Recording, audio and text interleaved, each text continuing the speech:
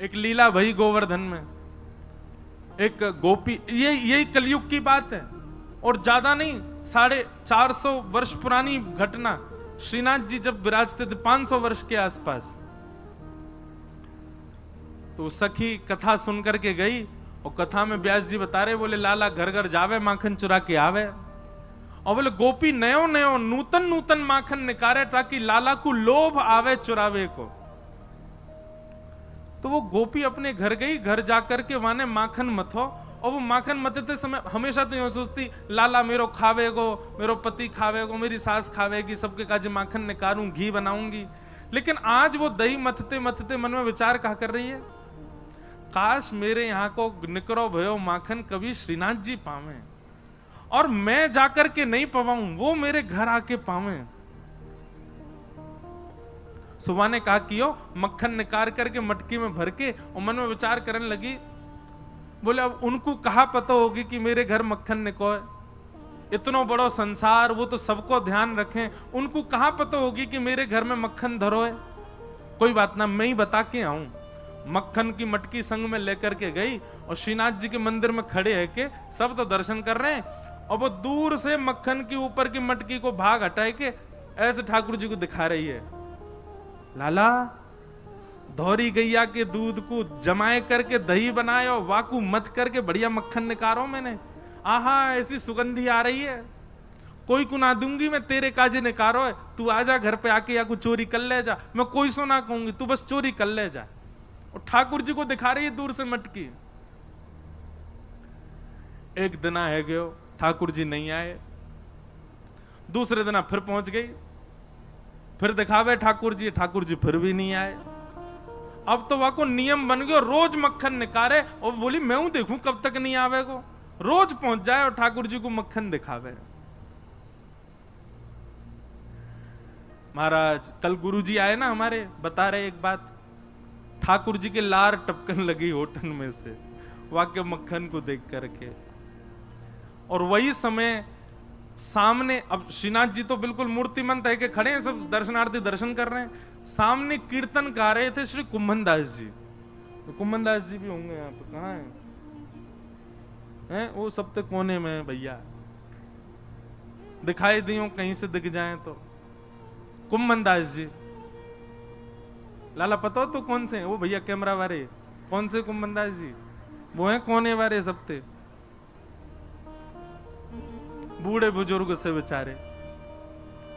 ये कुम्भन दास जी कीर्तन गा रहे, और कीर्तन गाते गाते नहीं दिख रहे, ऊपर ते ले ले भैया, सबन को दिखाए दे बड़ी स्क्रीन में। अब यहां देखो सब लोग, जब देखें तब देखियो उन्हें। तो कुम्भन दास जी कीर्तन गा रहे, और कीर्तन गाते गाते कहा देखो ठाकुर जी के लार टपक रही है यहां ते, और लार टपकती देख के श्री कुम्भन दास जी मन में सोचने लगे, हो जय जय को कछु भोजन को मन कर रो दिखे। तो ठाकुर जी इन अष्ट सखाओं से बात करते थे। तो जैसे पर्दा आयो, कुम्भन दास जी पर्दा के भीतर झांक के बोले, जय जय कहा भयो, कैसे लार निकल रही है? तो ठाकुर जी बोले, एक गोपी आवे, रोज आवे, और रोज मटका में मक्खन लेके आवे, दूर से मुंह दिखावे, और मुंह को लोभ दे के जावे, तो या को पाके जा, या को पाके जा। दिखे कुम्भन दास? हाँ भैया अब हटाए तो बस, दिख गए ना। अब सोचो ये कैसे बूढ़े बुजुर्ग से, इनसे ठाकुर जी लीला करते। अब ये पूरी वृत्तांत जो मैं आपको बता रहा हूं ना, यही रास है, इसी को ही रास कहते हैं। हम आप सबन को ठाकुर जी ऐसे ही दिखाई दे रहे हैं, ये रस है, लेकिन कुम्भन दास जी को लार में दिखाई दे रहे हैं, ये रास है। हमारे राधा रमन लाल जी वृंदावन में सबन को ऐसे दिखाई दें तो वो रस है, लेकिन कभी कभी प्रसन्न हो जाए तो उनके दो दांत दिखाई दें, वो रास है। वो रास बिहारी ठाकुर जी हैं। ठाकुर जी अपनी लीला थोड़ी थोड़ी प्रकट करने लग जाएं, वही को रास कह में। तो कुम्भन दास जी बोले, जय जय कहा भयो, कैसे लार निकले? बोले, एक गोपी रोज आवे और मुंह को दूर से ही मक्खन दिखावे, यो के लाला आजा मेरे घर आके चोरी कर जा, और बता मुंह को लोभ दे के जा। भाई यो शर्म नहीं आ रही है, मैं परमात्मा मुंह लोभ दे रही है? कुम्भन दास जी बोले, अरे ब्रज के लोग तो बड़े भोरे हुए, जय जय। कोई बात ना है, आप दूर से ही स्वीकार कर ले, दूर से ना मेरी लार यही मारे निकरी, अब तो मोर खावे कोई मन हेरो है। बोले हजारों वर्ष है गए भैया, कृष्ण लीला के बाद चोरी ना करी, मेरो बहुत जोर ते मन हेरो है, बाग गोपी के यहाँ चलें, चल के चोरी करिए। कुमनदास जी बोले भगवान बन गए हो अब आप, दूर दूर से लोग दर्शन करवे आमे आपके श्रीनाथ जी रूप में, वहां के यहाँ जाके चोरी करोगे, पता चल गई तो कैसी निंदा होगी। ठाकुर जी बोले निंदा कम है हमारी, दुनिया चोर कह के बुलावे, और कहा निंदा होगी।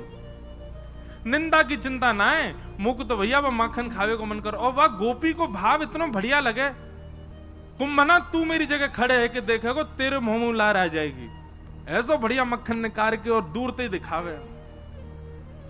कुमनदास जी बोले कहा करनो बताओ। बोले रात्रि में जैसी शयन है जाए मंदिर को, सोई तू पीछे खिड़की पे आ जाइयो, और मैं खिड़की से छलांग मार के बाहर आ जाऊंगा, तेरे कंधा पे बैठ के दोनों चलेंगे चोरी करके आवेंगे। कुमनदास जी बोले बड़ो बूढ़ो आदमी में मुंह पे चलो फिरो जाए ना है, आपको लेके कंधा पे कहां जाऊंगा मैं। ठाकुर जी बोले कुंभना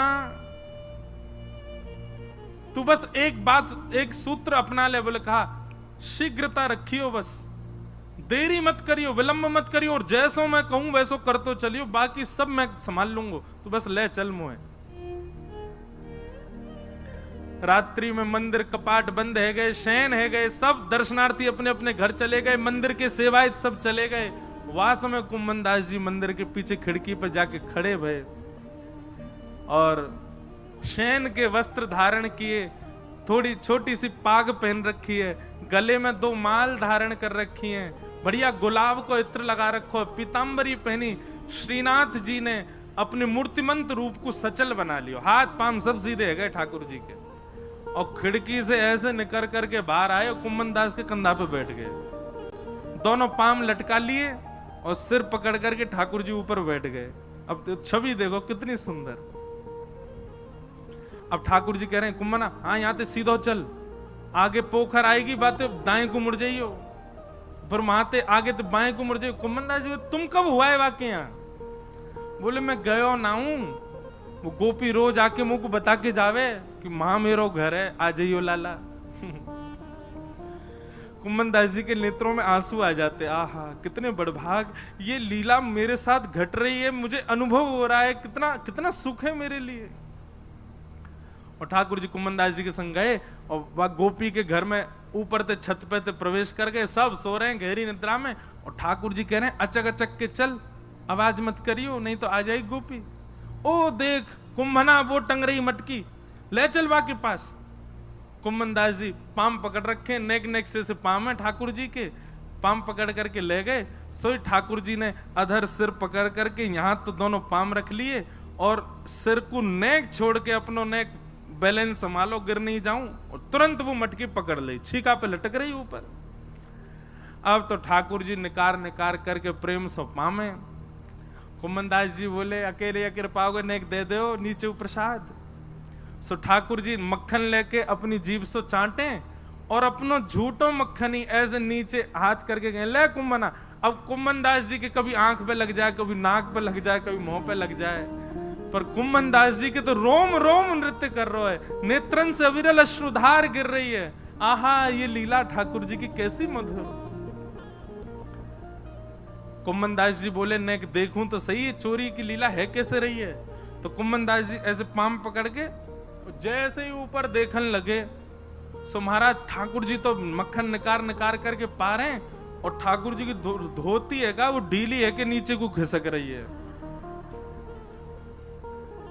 कुमनदास जी बोले जय जय जय जय संभालो, हो है जाएगी नहीं तो हो। जैसे ही कुमनदास जी ने कही सोई ठाकुर जी ने 4 भुजा प्रकट कर ली, 2 भुजा से तो धोती पकड़ के खड़े और 2 भुजा से मक्खन चुरा रहे हैं। बोले चतुर्भुज भगवान की। कुमनदास जी बोले चतुर्भुज बहुत देखे लेकिन ऐसा नहीं देखो, 2 भुजान ते धोती पकड़ के खड़ो है और 2 भुजान से मटकी से मक्खन चुरा रहे है। और वह छवि को देख करके कुमनदास जी तो अपनो सब बेसुध है गए। ठाकुर जी के पाम वाम सब छोड़ छाड़ दिए। अब तो वो तो बिल्कुल महाराज ढीले से पड़ गए, बेहोशी सी आ रही है उनको देख करके कि ये लीला मेरे संग क्यों है रही है। ठाकुर जो ए कुंभना तू हिलकाई करो, ए कुंभना ऐसे मत कर, मटकी गिर जाएगी। अब कुंभन दास जी तो मूर्छा में आ गए, ठाकुर जी के हाथ से मटकी गिर गई और जैसे ही फूटी घर के सबरे लोग चोर चोर चोर आ गए हो, चोर आ गए हो, चोर आ गए हो। कुंभन दास जी तो नीचे गिर गए, ठाकुर जी ने छींका पकड़ रखो, लटक गए ऊपर। और लटके लटके ठाकुर जी ने देखी भाई आज पकड़े जाएंगे, तो जोर की एक छलांग मारी और ऊपर से भाज के महाराज ठाकुर जी तो भाज गए, कुंभन दास वहीं रह गो। इतने में ही गोपी आई। गोपी ने आके कही कौन चोर है, यहां में डंडा दो। 2-4 डंडा मार दिए महाराज, लेकिन कुंभन दास जी को कहां पीड़ा होनी। जब लालटेन जला करके देखी तो गोपी बोली ये तो कुंभनदास बाबा है, मंदिर में कीर्तन गावे। है रे बाबा, मैं तो मक्खन को ले जाती कि लाला भोग लगावे आएगो, और तू आगो यहाँ चोरी करवे, शर्म ना आई तो को है, बुढ़ापे में चोरी करे। कुंभनदास जी के तो नेत्रों से आंसू बह रहे, नेत्र खोल करके जब कहा कौन सी गोपी है तुम में ते जो मक्खन लेके जावे, तो गोपी बोली मैं हूं, मैं लेके जाऊं, मैं ही कहती लाला ते लाला काउदना आ जा। लाला तो आयो नहीं, जी बूढ़ो पड्डा आगो मेरे घर। कुंभनदास जी वहां के चरणन में गिर गए और चरणन को हृदय से लगा करके तब कुंभनदास जी ने जो पद गायो, तू है सखी बड़ भाग बड़ी, नंदलाल तेरे घर आवत है। तू है सखी बड़ भाग बड़े, सब लोग गाओ, नंदलाल तेरे घर आवत है। ये रास है, इसको रास कहते हैं, नृत्य को रास नहीं कहते। तू अपनो श्रृंगार करत है, तू अपनो श्रृंगार करत है। ये दर्पण हाथ दिखावत है, ये दर्पण हाथ दिखावत है। तू है सखी बड़ भाग बड़ी, गोपाल तेरे घर आवत है। तू है सखी बड़ भाग बड़े, गोपाल तेरे घर आवत है। निज कर गूथ सुमन के गजरा, निज कर गूथ सुमन के गजरा। ये अपने ही हाथ पहरावत है, ये अपने ही हाथ पहरावत है। तू है सखी बड़ भाग बड़े, गोपाल तेरे घर आवत है।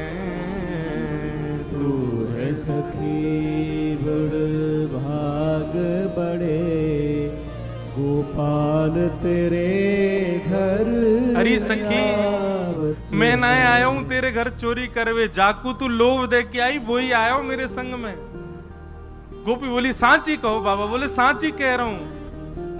अरे भैया मैंने दुनिया ते उनके यश सुने पर उनते तेरो यश सुनो। तू कैसे दही मत है, कैसे मक्खन को भरे, कैसे लेकर के जावे, और तू कैसे कैसे अपने घर को पूरा मार्ग बतावे, वो सब ठाकुर जी अपने मुख से मुंह को सुना रहे।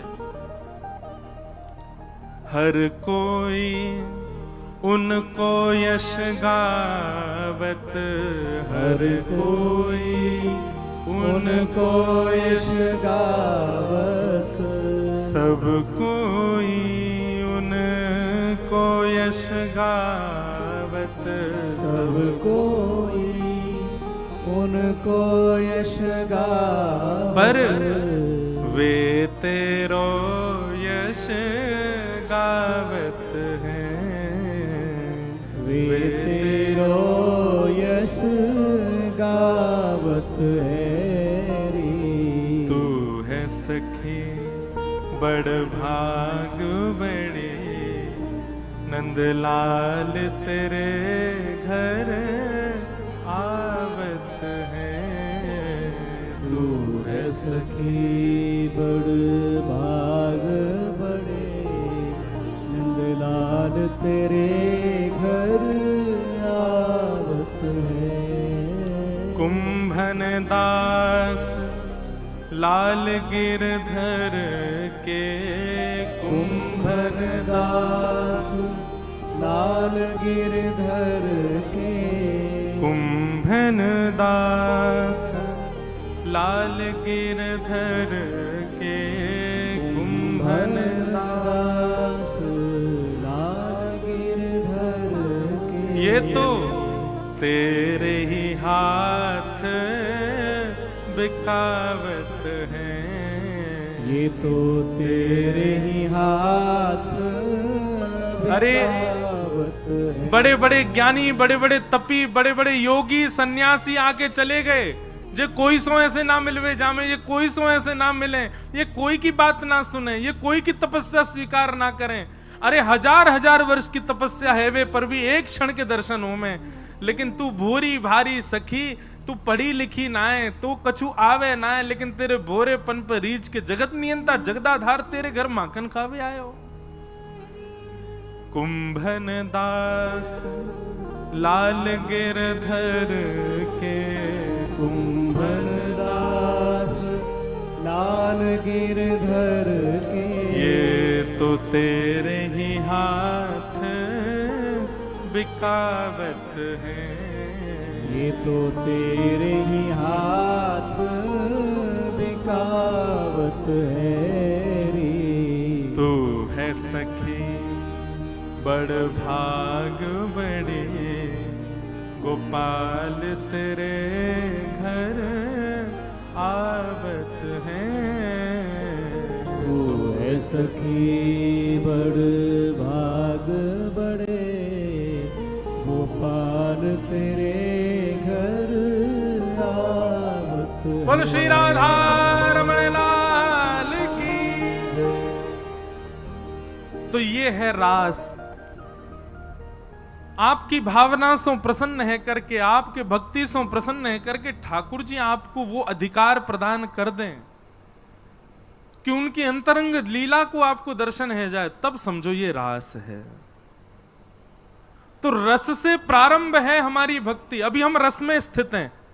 अभी हम जैसो खवा में ठाकुर जी खा लें, जैसो पहना में पहन लें, जहां ले जाएं वहां चले जाएं, पर यही परिवर्तित है जाए कि ठाकुर जी स्वयं आकर के मुंह को तुझे बना के खवा, मैं तो वो खाऊंगा, मैं तो जे पहनूंगा, मैं तो वहां जाऊंगा, मैं तो यूं करूंगा। इसी को रास कहते हैं। भक्ति की चरमोत्कृष्ट स्थिति को रास कहा जाता है, नृत्य रास नहीं है। तो फिर आप कहोगे फिर नृत्य क्यों होता है सब जगह, यहां पर भी भगवान नाच रहे हैं। भाई जब आप आनंद की सीमा पार कर लोगे ना, तो फिर पैर थिरकने ही लगेंगे, हाथ नृत्य करेंगे। कीर्तन प्रारंभ हो और तब आप सोचो अरे सब नाच रहे मैं नाच लूं, वो नृत्य नहीं। कीर्तन प्रारंभ हुआ और आप चाह रहे हो कि मैं ना उठूं और फिर भी नहीं रोक पाओ और नाचने लग जाओ, वही प्रेम की और आनंद की चरमोत्कृष्ट स्थिति होती है। घर पे ठाकुर जी आ जाएं, घर पे स्वयं चल करके श्याम सुंदर आ जाएं, तो आनंद में भर के नृत्य ना करोगे। तो ऐसे ही ब्रज गोपियों को ठाकुर जी ने वह सुख प्रदान कर दिया, वह अंतरंग भाव प्रदान कर दिया कि गोपियां आनंद में भर करके झूमने लगी। इसलिए वो रास नृत्य के भाव से दिखने लगा, लेकिन वास्तविक रूप से नृत्य नहीं है रास। तो रास की भूमिका प्रारंभ ऐसे हुए।